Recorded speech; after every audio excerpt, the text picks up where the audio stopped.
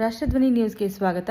ದೇವನಹಳ್ಳಿ ತಾಲೂಕಿನ ವಿಜಯಪುರ ಪಟ್ಟಣದಲ್ಲಿ ಜಿಲ್ಲಾ ಕನ್ನಡ ಸಾಹಿತ್ಯ ಪರಿಷತ್ ನೂತನ ಭವನವನ್ನು ಅದ್ದೂರಿಯಾಗಿ ಉದ್ಘಾಟಿಸಲಾಯಿತು. ಮಾಜಿ ಸಂಸದರು ಹಾಗೂ 5ನೇ ಹಣಕಾಸು ಆಯೋಗದ ಅಧ್ಯಕ್ಷರಾದ ಸಿ. ನಾರಾಯಣಸ್ವಾಮಿ ಭವನವನ್ನು ಉದ್ಘಾಟಿಸಿ ಕಾರ್ಯಕ್ರಮಕ್ಕೆ ಚಾಲನೆ ನೀಡಿದರು. ಜಿಲ್ಲಾ ಕಸಾಪ ಅಧ್ಯಕ್ಷ ಬಿಎನ್ ಕೃಷ್ಣಪ್ಪ ಅಧ್ಯಕ್ಷತೆಯಲ್ಲಿ ಧ್ವಜಾರೋಹಣ ನೆರವೇರಿಸಿ ತಾಯಿ ಭುವನೇಶ್ವರಿಗೆ ಗೌರವ ವಂದನೆ ಸಲ್ಲಿಸಲಾಯಿತು. ಬಹುದಿನಗಳ ಕನಸಾಗಿದ್ದ ಕಸಾಪ ಭವನ ಕನ್ನಡಾಭಿಮಾನಿಗಳ ಸಹಕಾರದಿಂದ ನಿರ್ಮಾಣವಾಗಿರುವುದು ಸಂತಸದ ವಿಚಾರ ಎಂದು ಗಣ್ಯರು ತಿಳಿಸಿದರು. ಜಿಲ್ಲಾ ಗ್ಯಾರಂಟಿ ಯೋಜನೆ ಅಧ್ಯಕ್ಷ ರಾಜಣ್ಣ ಮಾತನಾಡಿ, ಕನ್ನಡ ಭಾಷೆ ಮತ್ತು ಸಾಹಿತ್ಯ ಉಳಿವಿಗೆ ಕಸಾಪ ಮಹತ್ವದ ಪಾತ್ರ ವಹಿಸುತ್ತದೆ ಎಂದರು.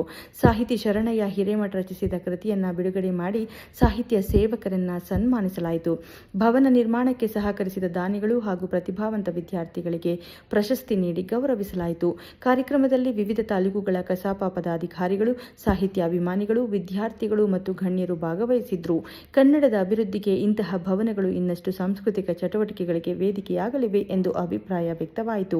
ವಿಜಯಪುರದಲ್ಲಿ ನಡೆದ ಈ ಕಾರ್ಯಕ್ರಮ ಕನ್ನಡಾಭಿಮಾನಿಗಳಲ್ಲಿ ಹೊಸ ಉತ್ಸಾಹ ಮೂಡಿಸಿತು. ವರದಿ ಮಂಜುನಾಥ ಡಿಎಂ ದೇವನಹಳ್ಳಿ. ಕ್ಷಣ ಕ್ಷಣ ಸುದ್ದಿಗಾಗಿ ವೀಕ್ಷಿಸಿ ನಮ್ಮ ರಾಷ್ಟ್ರಧ್ವನಿ ನ್ಯೂಸ್ ಕನ್ನಡ.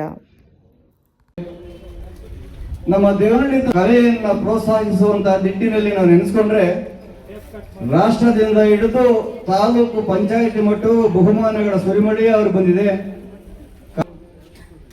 ನಮ್ಮ ಜಿಲ್ಲಾ ಪತ್ರಕರ್ತರ ಸಂಘದ ಅಧ್ಯಕ್ಷರು, ಆತ್ಮೀಯರು, ಗೌರವಾನ್ವಿತರು, ನಮ್ಮ ಜಿಲ್ಲಾ ಕನ್ನಡ ಸಾಹಿತ್ಯ ಪರಿಷತ್ತಿನ ಘಟಕದ ಕೋಶಾಧ್ಯಕ್ಷರು, ಆತ್ಮೀಯರಾಗಿರ್ತಕ್ಕಂಥ ಸನ್ಮಾನಿಸಿ ರಮಾಂಜನಪ್ಪನವರೇ, ನಮ್ಮ ನಗರ ಘಟಕದ ವಿಜಯಪುರ ನಗರದ ಅಧ್ಯಕ್ಷರು, ನಿಮ್ಮೆಲ್ಲರನ್ನು ಆತ್ಮೀಯವಾಗಿ ಕಾರ್ಯಕ್ರಮಕ್ಕೆ ಸ್ವಾಗತಿಸಿದಂತಹ ಆತ್ಮೀಯರಾಗಿರ್ತಕ್ಕಂಥ ಸನ್ಮಾನಿಸಿ ಕನಕರಾಜು ಅವರೇ,